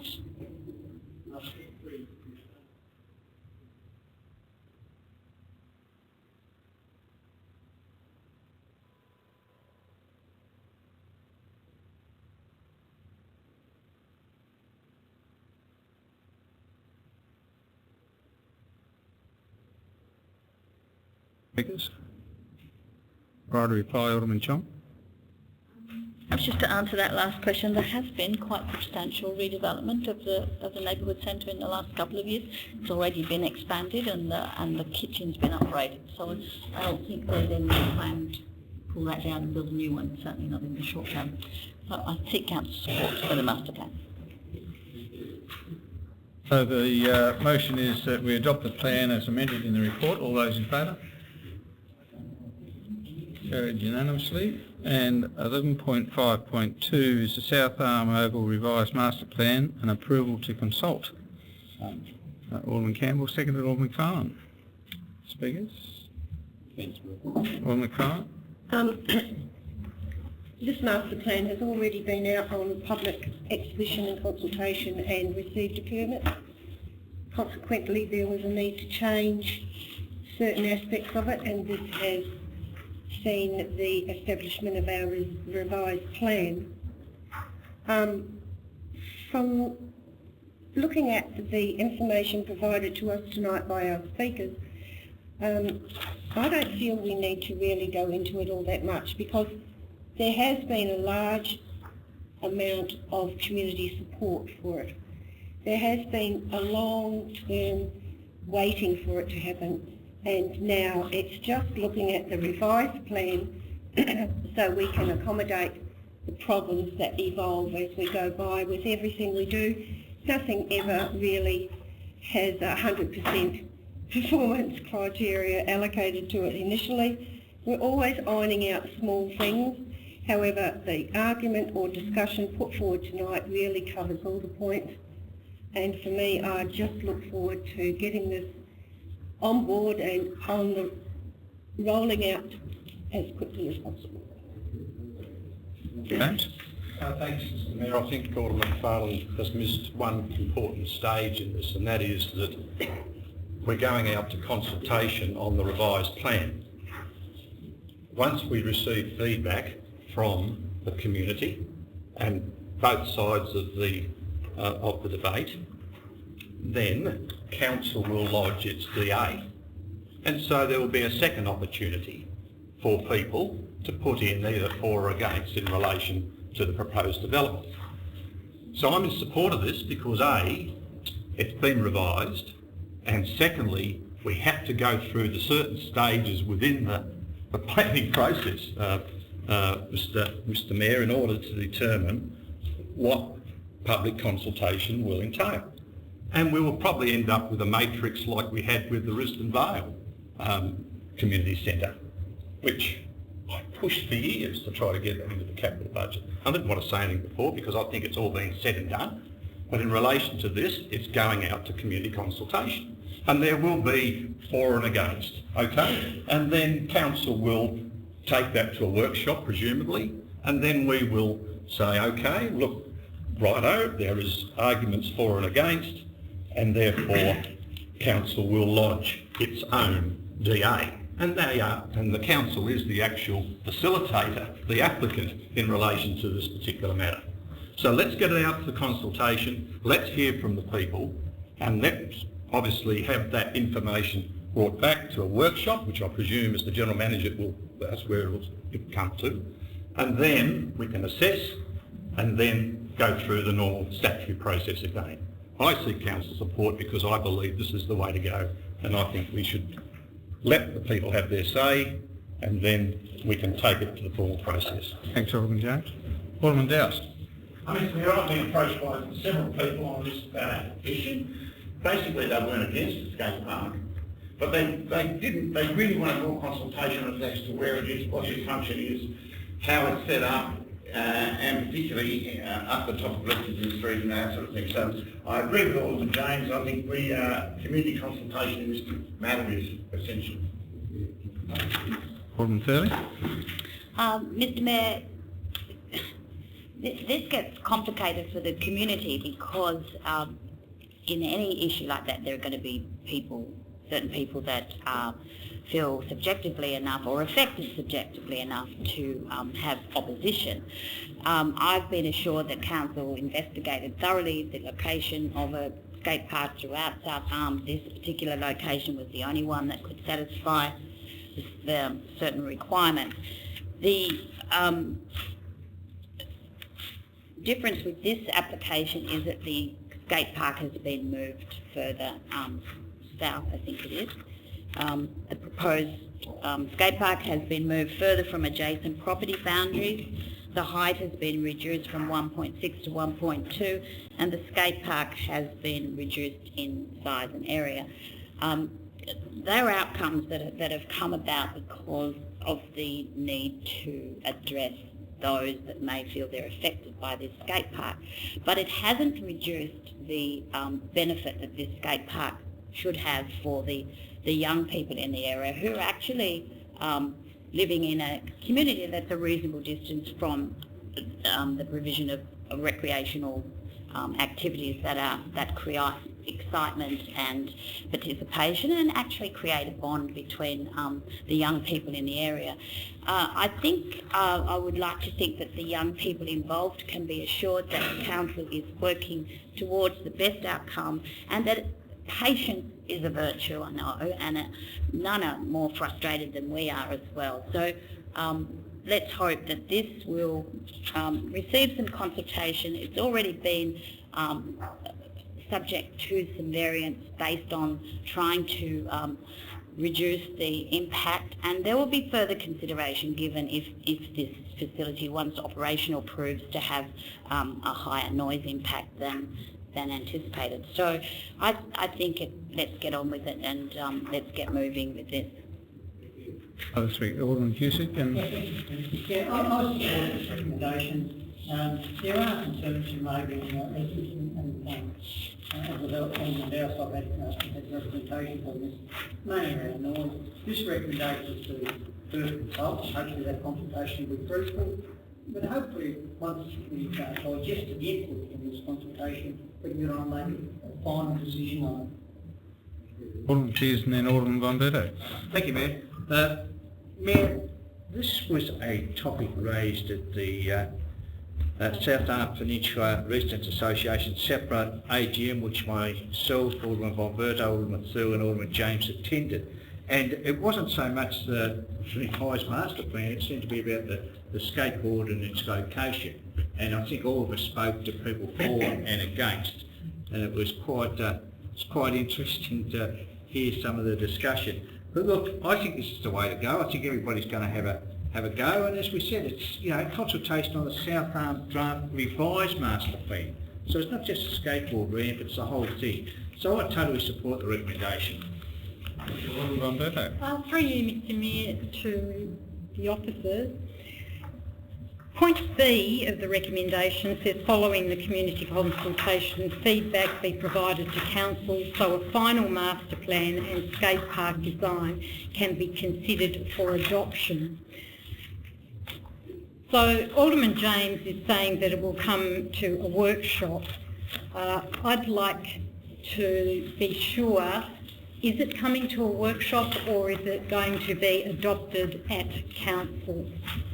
Through Mr Mayor, the usual process is that we would run something like this through a workshop prior to bringing it to council, just to give council greater opportunity for information exchange and understanding on what the feedback is in relation to the proposed plan. Supplementary, how long will this consultation be for? Through Mr Mayor, we noticed for the through the consultation period yesterday, over 3 weeks. 3 weeks.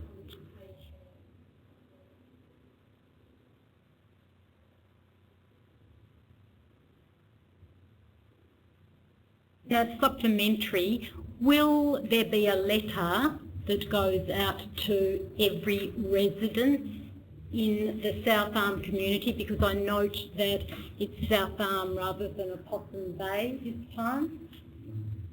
Or rather than both.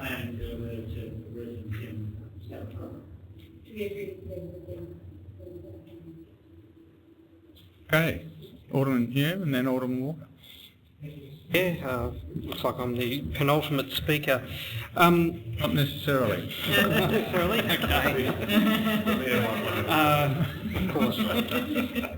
Look, the situation with the previous design was rather unfortunate, and it was a considerable setback for the the members of the community that have been driving and campaigning for this project. And I'd like to give a big thank you to the, I'm not sure if they're still here, but the boys who presented earlier, you know, for their drive and enthusiasm and for their patience in sticking with the project to this point. I can appreciate the concerns about from local residents about noise, but we do need to recognise that this is an active recreation zone, and we also need to recognise that I understand there has been effort into looking into other possible sites throughout the area, and the only sites in which a skate park can be feasibly built are actually closer to residences than this one, and could therefore present more issues with noise and amenity. I believe that what we are looking for from this consultation is feedback in relation to the design of the skate park. That, to me, it seems to be the primary issue. And I would caution anyone who would look to use this as an opportunity to reject this project, to not proceed with it. I would remind them that we actually already made a decision to proceed with the project by going ahead with the lodging and planning application for the previous design, going ahead with approving a planning application for the previous design, and then we later discovered there were issues with its compliance with the budget and the noise assessment. But at that point we went out to tender, so we went that far in terms of our commitment to the project. I think it would be rather mean-spirited to commit to the project to that stage and then to say, no, we are now not going ahead with that. We do need to ensure that it fits within the budget, and some work has gone into... I'd just inject here that it is going to be subject to a planning decision which we shouldn't preempt, Alderman Hume. Yeah, so what I'm talking about is our decision whether to proceed with lodging a planning application. So thank you for that clarification. I'm not preempting the planning outcome. I'm talking about in terms of going ahead with lodging a planning application and going ahead in that sense. Look, I look forward to seeing what comes from the feedback. Unfortunately, I think a lot of the debate is going to be in terms of for and against, but there will be some useful feedback in terms of the details of the design, and that's what I think the feedback that we would be looking for and should find useful. Thank you, Mr Mayor. Look, I am indeed supporting this motion, which is the revised master plan and approval to consult. It's about consulting, this motion that's before us tonight. I didn't support Master Plan 1.0. I had concerns. When we look at this wording here, there is South Arm Oval revised, and revised is the euphemism for stuffed up or didn't get it right. So that's why we're doing a revised plan tonight. But we'll see what's said and take it forward. Right of reply. Must be Mr Mayor, Deputy Mayor. Thanks, Mr Mayor. Yes, I think the Alderman have covered the whole subject very well. It's going out to consultation, and we'll listen to what's comes forward and an appropriate decision when the time comes. Thank you. So the motion is that we adopt the plan as we authorise the GM to conduct community consultation. All those in favour? That carried unanimously. Item 11.5.3, the Waverley Flora Park Avenue of Honour. Alderman James, I think Alderman Pearce just might have been second off the rank. Alderman James. Council support. A great deal of debate has occurred. I think it's a great outcome. It's in stages, Mr Mayor. Seek council support. Alderman Pearce. Yes, very similar, very quick, Mayor. We've discussed it many times. I think this is a fantastic thing for this area, and let's get on with it. Other speakers? No need for a right of reply. The motion is that we adopt the plan and proceed to stages 1 and 2. All those in favour? Carried unanimously.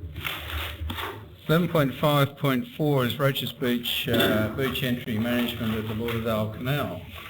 Alderman James. Mr Mayor, I have circulated a motion in relation to the item. And can I say that the motion reads, Part A, as per the officer's recommendation, then B1, that at the public information session, council suggests the best option is for a proposed access north of the previous access, and as per the attachment 3, and B2, as approval from Crown Land Services is required prior to any work being undertaken, council liaises with the Crown so that construction period can occur as soon as possible, and Part C, as per the officer's recommendation. Well, Part C is actually, the old Part B. Oh, sorry, the old Part B, I beg your pardon. Yeah, so it becomes C. It becomes C, thank you. Look, my apologies for that, yeah. All right, do we have a seconder? Alderman Cusick, I think. Alderman James. Yep, Mr Mayor, look, it's great that we're going out to a public information forum on this, and also too, we have discussed at a workshop pretty much where we believe that the access north of the previous one is probably the best of the three options. And so by spelling out what council is suggesting, then it's giving some recognition to council's feeling, or I can't think of the right word, but nevertheless to what council is suggesting to the forum that it possibly is the best option.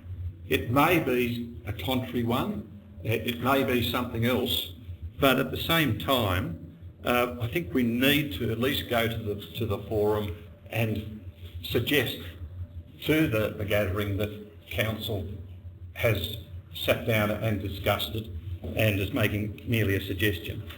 The other part of the motion is that Crown Land Services is required to be consulted, and that may take some time, and hopefully if council starts as soon as possible to liaise or seek the approval from Crown Land Services, and the public get behind this, and sometimes that can really start the ball rolling to a degree as distinct from what the council process could involve.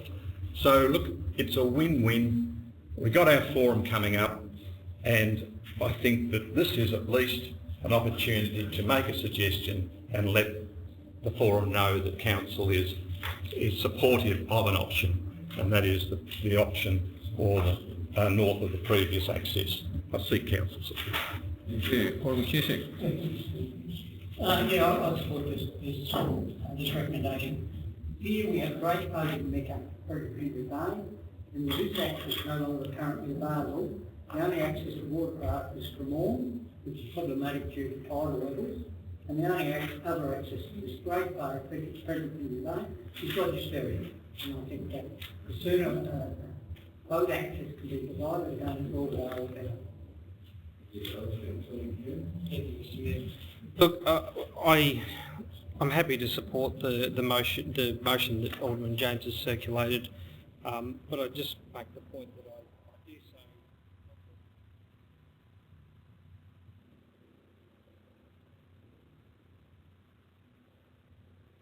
so. If you understand the way an application to Crown Land Services works in terms of seeking approval to lodge a development application, they have a pro forma. You actually have to submit the design of what it is you're developing, and they are then dealt with in a queue. And I know this from my full-time job and making queries on behalf of someone else applying in another council area. You know, they basically dealt with in a queue on a pro forma application. So liaising with Crown Land Services in advance isn't necessarily going to speed up the process. But having said that, doesn't do any harm to make a phone call and talk to them about the process. Thank you, Mr Mayor. I do have a problem with the in the context that we are trying to coordinate a public information session at which we will present options, whilst at the same time this already preempts an option. I would prefer if the whole 3 options just went to the public information session. I'm pretty sure which way people would go, however we should give them the opportunity to make that choice. Thanks, Mr Mayor. I won't be supporting this. I would have supported the officer's recommendation, but I won't be supporting this one. Partly, I agree with Alderman McFarlane. The other aspect is that when this came before us for actually closing in the gap, I didn't support that.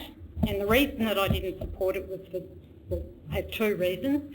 One was a principal reason, in that currently the state government is abrogating its responsibility in every way, shape or form as far as coastal mitigation and adaptation is concerned.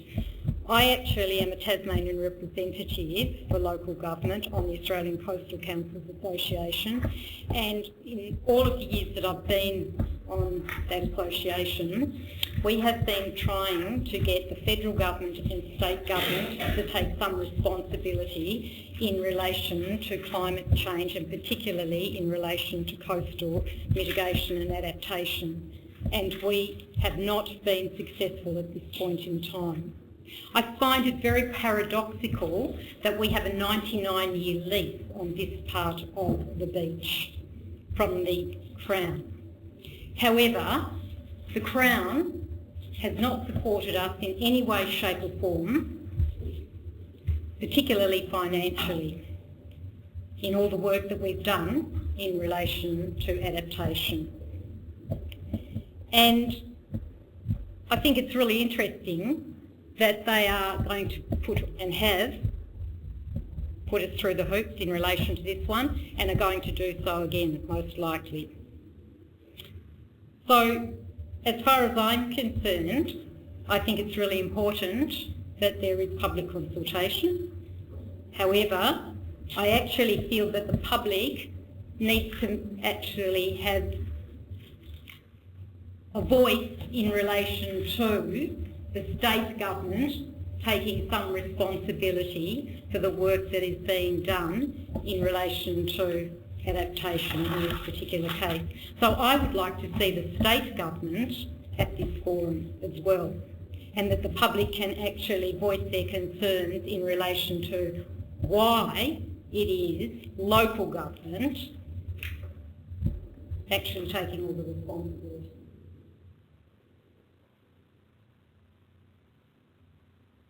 And look, I appreciate what Alderman Valverso is saying. I do appreciate that because it's been left to us. But look, once we saw at the workshop sea level rising and what it could do to parts of Lauderdale, I'm quite happy, and that will be shown to these people on when we have this information session.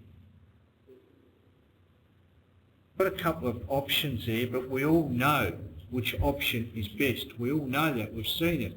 And this is not just us, this is by experts. And, you know, when I look at what inundation could do if we don't do something at this point, if we have that once in a 100-year flood or storm, whatever you wish to call it, you know, some of these houses are going to be in big trouble. And I think we're doing everything that we possibly can that's responsible. Yes, we may have a 99-year lease.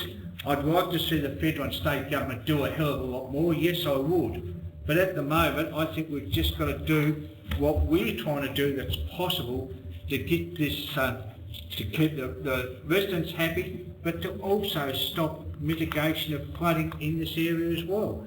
So I think once we actually explain it, that Mr. Graham, I think, is going to do the presentation. Look, I think they'll understand what we're trying to do here, and I think it's in their benefit to support what Council is doing.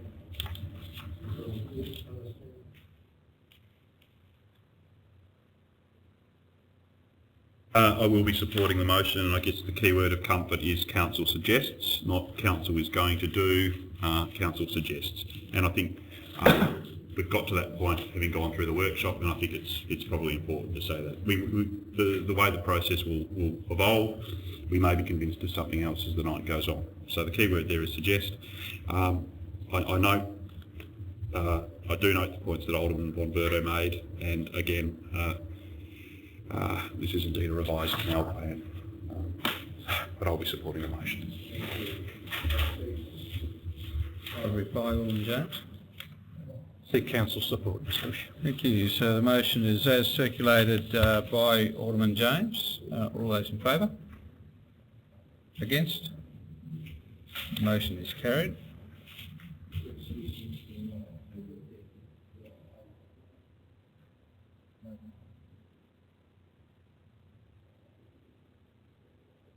Item 11.7.1 under governance.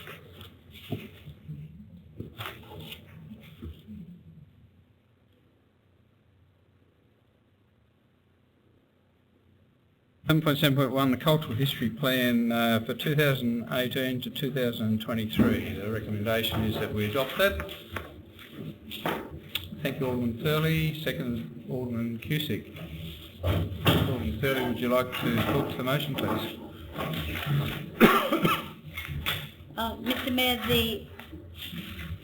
the purpose of a 5-year plan is always to provide strategic direction for Clarence, and the preservation and promotion of the city's cultural history, and I think council needs to get really active on the promotion of the history in our area, and if this is one step in that direction, then we should be supporting the recommendation. Yes. Other speakers? Alderman Dowse. Mr. Mayor, I think it's most important.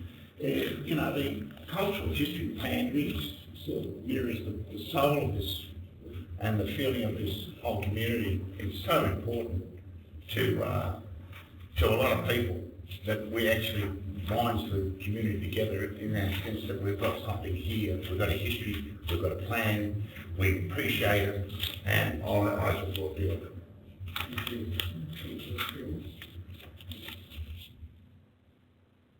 I'd reply, Alderman Thurley. I'll put the motion in is that we adopt the 2018-2023 Cultural History Plan. All those in favour? Carried unanimously. Item 12 is Alderman's questions time. There are no matters on notice. Questions without notice commence, I think, with Alderman von Berto this time. Alderman Pierce, Alderman Dowse. Any questions without notice? Oh, no. Thank you. Alderman Cusick. Thank you. A couple of questions. One, and it doesn't relate directly to council, but within the city. Does the sign of this be, as you approach the airport roundabout, zip merging ahead? I've been down there recently, the sign's gone, and cars are coming up the inside, and they're just not being allowed to get in. Would it be possible to have some influence with DSG or whoever and get that sign reinstated?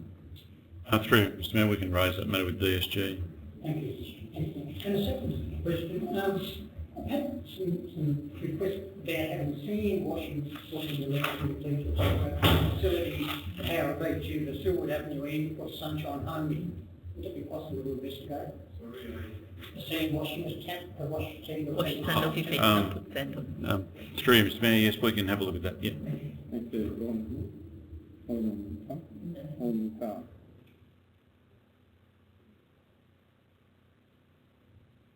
Well, that brings us to the conclusion of the open session of council. I'd like to thank the public for staying with us the whole way so far. The council does need to go in a closed session because we don't have the privilege of a cabinet as the state and federal government have, and there are issues that we have to deal with of confidential nature. Thank you.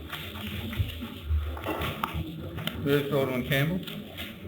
Second, Alderman Chong. All those in favour? Carried unanimously. And could we have the audio visual off, please?